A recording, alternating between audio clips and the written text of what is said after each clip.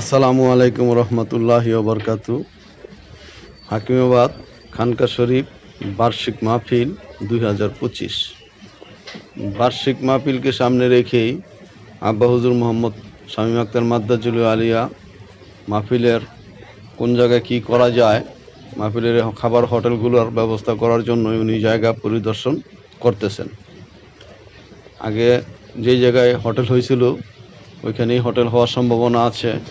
উনি ঘুরে ঘুরে দেখতেছেন কোথায় কিসের দোকান বসানো যায়, ভাতের হোটেলগুলো কোথায় বসানো যায়, সাধারণ সালেকগণ এখানে আসবেন তারা যেন কোনো অসুবিধা না হয় খাবারের জন্য, সেই জন্য জায়গা পরিদর্শন করতেছেন আমার মহান মোর্শেদ কেবলা মোহাম্মদ শামীম আক্তার মাদ্দাজিলু আলিয়া হুজুর।